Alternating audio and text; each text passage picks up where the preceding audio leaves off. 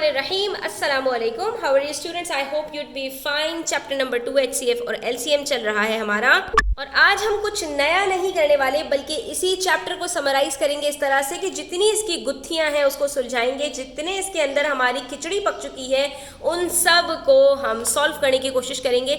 Step by step समझने की कोशिश करेंगे कि कहाँ पर HCF आता है, कहाँ LCM आता है, कहाँ पर फैक्टर आता है, कहाँ पर मल्टीपल आता है, कहाँ पर डिविजिबिलिटी रूल्स आते हैं और ये सब क्यों आते हैं। ठीक है, तो स्टेप बाय स्टेप मैं सारी चीज़ों को एक्सप्लेन करूंगी। वीडियो एंड तक देखिएगा, स्किप मत कीजिएगा।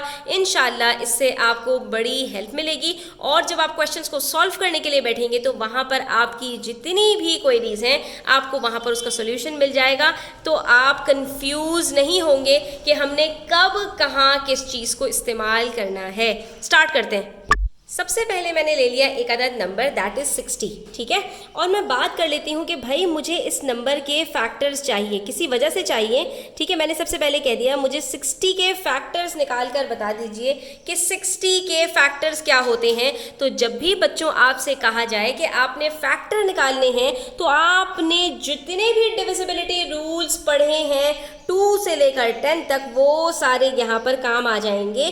क्यों? क्योंकि आपसे पूछा जा रहा है कि भैया बताइए कि ये जो 60 है किस किस नंबर के टेबल में आता है। तो जब इन्होंने हमसे कुछ और नहीं कहा, प्राइम फैक्टर, LCM, HCF कुछ भी नहीं कहा, सिर्फ इतना कहा कि 60 के फैक्टर्स निकाल दीजिए, तो वहाँ पर आपने क्या करना है, बिस्मिल्लाह पढ़ के और आपने 2 के टेबल से चेक करते हुए सारे डिविजिबिलिटी रूल्स लगाते हुए 60 के वो सारे नंबर्स निकाल देने हैं जो 60 को कंप्लीटली डिवाइड कर सकें बगैर किसी रिमाइंडर के आए हुए, यानी 60 को डिवाइड कर पाएं ऐसे नंबर्स हमने यहाँ पर निकालने हैं जिनके टेबल में 60 आता हो। सबसे पहले तो हमने कहा कि भाई 60 जो है एक इवन नंबर है तो 2 के टेबल में तो आएगा।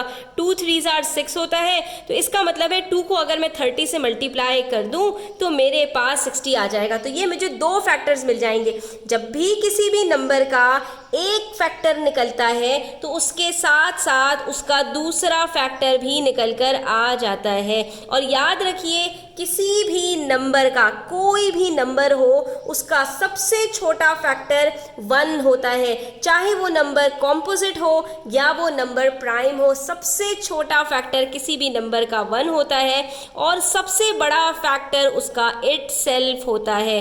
उसके बाद अगर वो नंबर इवन है तो वहाँ पर 1 के बाद उसका फैक्टर 2 निकलता है, और अगर वो ऑड हो तो उसका फैक्टर 2 के अलावा कोई और नंबर निकल सकता है अगर वो कंपोजिट है। वरना जो एक हमारे पास प्राइम नंबर होता है बस उसके 2 ही फैक्टर होते हैं, एक 1 और एक वो अपना आप। फॉर एग्जांपल मैं यहाँ पर 7 की बात करूँ, मुझे 7 के फैक्टर्स निकालने हो तो मैं क्या कहूँगी, 7 एक प्राइम नंबर है क्योंकि इसके पास बस 2 अदद फैक्टर्स हैं, यानी एक 1 और एक अपना आप। इन दोनों को ही जब मैं मल्टीप्लाई करूँगी तो मुझे 7 मिलेगा। ठीक है, तो इसीलिए हम इनको प्राइम नंबर्स कहते हैं कि जब भी किसी प्राइम नंबर्स के हम फैक्टर निकालते हैं तो सिवाय 2 नंबर्स के हमारे पास कोई और नंबर नहीं आता। तो चलिए वापस आते हैं अपने टॉपिक पर। 60 के हम यहाँ पर फैक्टर्स निकाल रहे हैं। सबसे छोटा फैक्टर हमारे पास 1 के बाद 2 आ चुका है क्योंकि ये इवन नंबर है, और इसके साथ साथ हमारे पास जो सबसे बड़ा फैक्टर है वो भी निकल कर आ गया, क्योंकि कोई भी इवन नंबर का हमारा सबसे छोटा फैक्टर 2 होता है और 2 के साथ जिसको हम मल्टीप्लाई कर रहे होते हैं उस नंबर को लाने के लिए वो सबसे बड़ा फैक्टर होता है। इसका मतलब क्या हुआ, 2 और 30 के बीच में ही अब बाकी सारे फैक्टर्स आएंगे, 30 से बड़ा कोई फैक्टर नहीं आएगा। नेक्स्ट हमारे पास नंबर आता है 3। हम चेक करेंगे कि क्या 3 60 को डिवाइड कर सकता है, यानी 60 का फैक्टर बन सकता है। तो यहाँ पर हमारे पास डिविजिबिलिटी रूल की जो है फैसिलिटी अवेलेबल है। हम पढ़ चुके हैं कि भाई नंबर ऑफ डिजिट्स जितने भी हैं उन सब को आपने क्या करना है, ऐड कर लेना है और उसके बाद चेक करना है कि 3 के टेबल में आता है तो जी 3 के टेबल में आता है, 3 के टेबल में 60 आएगा। कब आएगा, 3 2s are 6 और 0 लगा दिया, 3 20s are 60 हो गया। अब बाकी के जो फैक्टर्स हैं वो 3 और 20 के बीच में आएंगे। अब 4 से चेक कर लेते हैं, तो 4 के टेबल में भी 60 आएगा क्योंकि 4 10 40 होता है, 4 5 20, तो 4 15 हमारे पास 60 हो जाएगा। ठीक है, ये भी चीज़ें हम आहिस्ता आहिस्ता करके सीखेंगे कि बड़े नंबर्स को किस तरह से हम आसानी से डिवाइड कर सकते हैं। अच्छा जी, अब जो बाकी फैक्टर्स बचे हैं वो 5 और 14 के बीच में होंगे।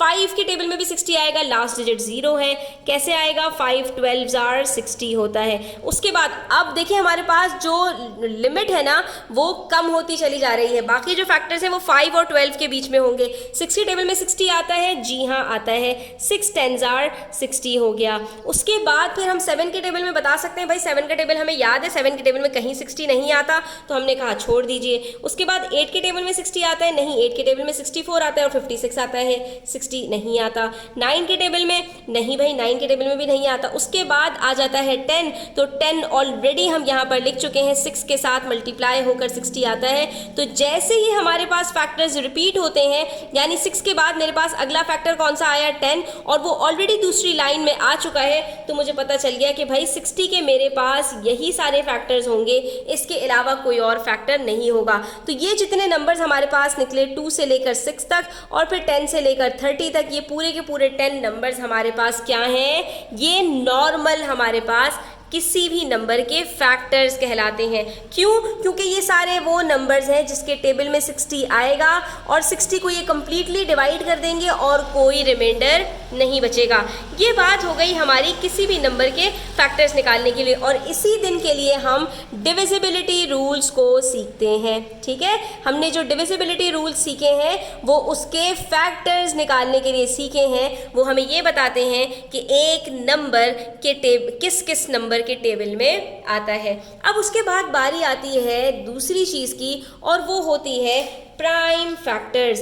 अब अगर मुझे 60 के प्राइम फैक्टर्स निकालने हैं तो ये क्या चीज़ है? तो बच्चों याद रखो, किसी भी नंबर का जो प्राइम नंबर्स का कॉम्पोजिशन होता है, यानी कितने प्राइम नंबर्स, कितने ऐसे नंबर्स जो मज़ीद डिवाइड नहीं हो सकते, उन सब से मिलकर ये नंबर बना है, ये आप बता दीजिए। तो इसके लिए हम क्या करते हैं स्टूडेंट्स, एक टेबल बनाते हैं और हम प्राइम फैक्टराइजेशन इसका नाम रखते हैं, और इसके ज़रिए हम इस नंबर को स्प्लिट करते चले जाते हैं, तोड़ते चले जाते हैं। इसको हम कहते हैं प्राइम फैक्टराइजेशन, क्योंकि इसके ज़रिए हमारे पास लेफ्ट हैंड साइड पर जितने नंबर्स आते हैं वो उसके प्राइम फैक्टर्स कहलाते हैं। अब अगर ये इवन नंबर है तो 2 से स्टार्ट करेंगे।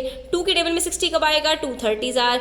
फिर ये इवन नंबर है, 2 के टेबल से देंगे 2 15s 30। अब ये हमारे पास ऑड नंबर है, 3 के टेबल में आता है, चेक करेंगे, यस आता है, 3 5s 15। अब बचा 5 इटसेल्फ प्राइम नंबर है। तो हमारे पास यहाँ पर जो नंबर्स आए हैं प्राइम फैक्टर्स में वो क्या आए हैं स्टूडेंट्स, 2 2 3 और 5। इसका मतलब है कि इन चारों प्राइम नंबर्स को अगर मैं मल्टीप्लाई कर दूं तो मेरे पास ये 60 आ जाएगा। और इसका एक और मतलब भी ये है स्टूडेंट्स कि मेरे पास एक नंबर 60 को लाने के लिए सिर्फ 4 प्राइम नंबर्स को मल्टीप्लाई करना पड़ता है, तो ये आंसर आ जाता है। इसके अलावा 60 के टेबल में कोई और प्राइम नंबर नहीं आता।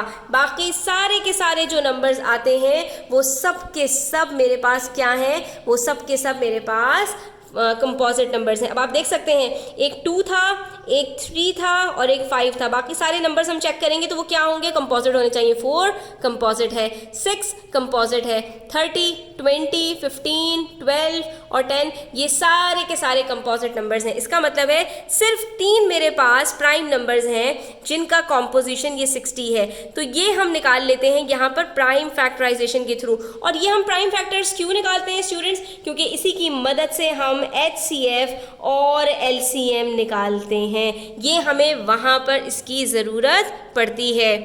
तो स्टूडेंट्स यहाँ पर हमारी ये चीज़ क्लियर हो गई कि हमने कब फैक्टर्स निकालने होते हैं और कब हमने प्राइम फैक्टर्स निकालने होते हैं।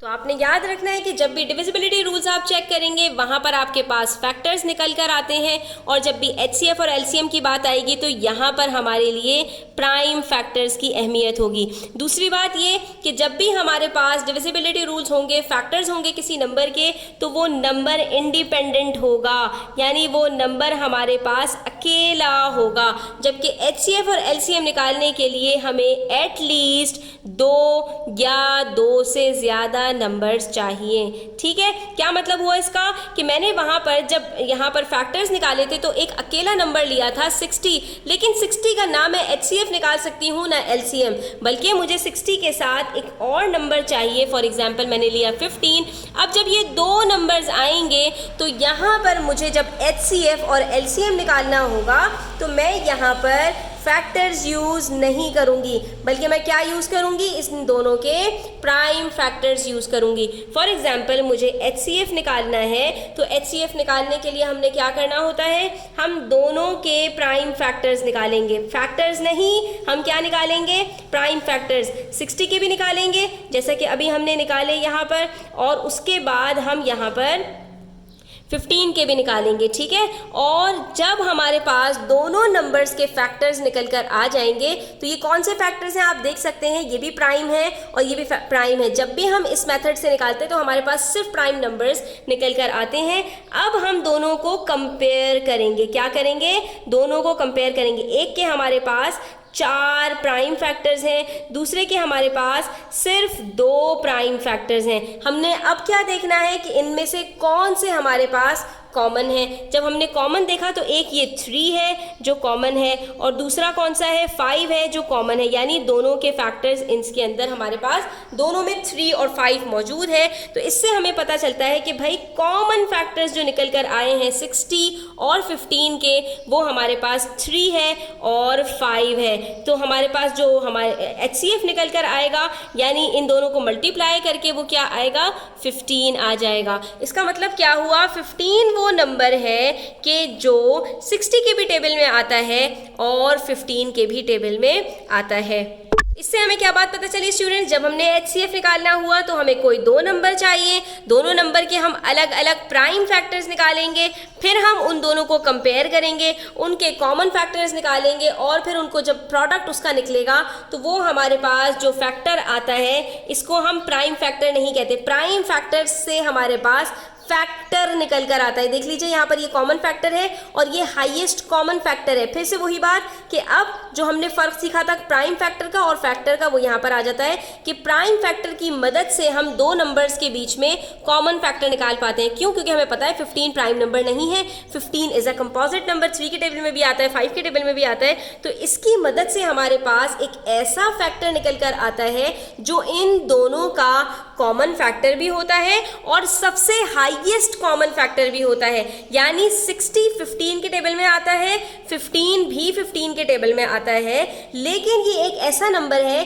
कि इससे बड़ा कोई भी नंबर नहीं है जिसके टेबल में 60 और 15 दोनों आते हों। इसलिए ये हमारे पास यहाँ पर हाईएस्ट कॉमन फैक्टर कहलाता है। हाईएस्ट, ये सबसे बड़ा फैक्टर है जिसके टेबल में 60 और 15 आता है। क्यों, क्योंकि 15 से बड़ा कोई नंबर है ही नहीं जिसके टेबल में 15 आ सके, क्योंकि 15 इटसेल्फ अपने ही नंबर के टेबल में आता है। ठीक है, इसी तरह से हमें LCM निकालना हो तब भी हम क्या करते हैं, दोनों के फैक्टर्स निकालते हैं, कॉमन करते हैं। कॉमन फैक्टर्स के बाद हमने क्या करना होता है कि जो बाकी बचे हुए फैक्टर्स होते हैं हम उनको भी उठाकर लिख देते हैं। यानी यहाँ पर 2 2 है ना, तो ये भी हमारे पास आ जाएंगे इसके साथ साथ, 15 के साथ साथ, और ये हमारे पास जो आंसर आएगा तो वो LCM निकल आएगा। 15 2s आर हमारे पास होता है 30, 30 इंटू 2 60। तो LCM क्या निकला, इन्हीं दोनों नंबर्स का LCM भी प्राइम फैक्टर्स से ही निकलता है, लेकिन उसके अंदर हम क्या करते हैं, कॉमन फैक्टर्स को एक एक मरतबा लिखते हैं, बाकी जितने अनकॉमन फैक्टर्स होते हैं उन सबको उठाकर हम एक साथ लिख देते हैं। तो यहाँ पर हमारे पास ये जो 60 आया, इसका मतलब ये है कि ये 60 और 15 दोनों का सबसे छोटा मल्टीपल है। लीस्ट का मतलब सबसे छोटा, कॉमन का मतलब दोनों में आता हो, मल्टीपल का मतलब दोनों का मल्टीपल हो। यानी कि 15 और 60 दोनों के टेबल में जो सबसे छोटा नंबर आता है वो 60 आता है। और आप देख सकते हैं 15 को 4 से मल्टीप्लाई करो तो 60 आता है, और 60 को 1 से मल्टीप्लाई करो तो 60 आता है। इधर क्या कर रहे थे, हम डिवाइड कर रहे थे कि हम 60 को डिवाइड करें 15 से तो हमारे पास 4 आता है, और 15 को डिवाइड करें 15 से तो 1 आता है। तो यहाँ पर हमारे पास क्या था स्टूडेंट्स, हम डिवाइड करते हैं जब हम HCF निकाल रहे होते हैं, और जब मल्टीपल की बारी आती है तो मल्टीपल मल्टीप्लाई से, तो वहाँ पर हम मल्टीप्लाई कर रहे होते हैं। समझाने का मकसद ये है स्टूडेंट्स कि हम ये जो प्राइम फैक्टर्स यूज़ करते हैं ये हम HCF और LCM निकालने के लिए यूज़ करते हैं, जबकि जो सिर्फ फैक्टर्स की बात होती है वो हम वहाँ पर चेक करने के लिए यूज़ करते हैं कि भाई कौन कौन से नंबर्स इसको कम्प्लीटली डिवाइड कर पाएंगे। तो आज के लिए स्टूडेंट्स इतना ही। आई होप कि आपकी जो कन्फ्यूजन्स थे वो दूर हो गए होंगे। स्टिल कोई भी क्वेश्चंस हो, क्वेरीज हो, कोई नए सवालात आपके हो, कमेंट सेक्शन में ज़रूर पूछा करें, मुझे बहुत अच्छा लगता है और मैं इंशाल्लाह कोशिश करूँगी कि आपके आंसर्स के जवाब दे सकूँ। इंशाल्लाह बहुत जल्द मैं ऑनलाइन कोचिंग भी स्टार्ट कर रही हूँ, तो जो बच्चे विलिंग हैं वो मुझसे रब्ता कर सकते हैं, ठीक है। तो इस तरह से फिर आप जो है मुझसे 1-to-1 क्लासेस भी ले पाएंगे। आज के लिए इतना ही। आई होप कि आपको वीडियो अच्छी लगी होगी। अच्छी लगी तो प्लीज़ लाइक कीजिएगा, अपने फ्रेंड्स के साथ शेयर कीजिएगा, चैनल को सब्सक्राइब करते जाइएगा। अपना बहुत सारा ख्याल रखिएगा। अल्लाह हाफिज़।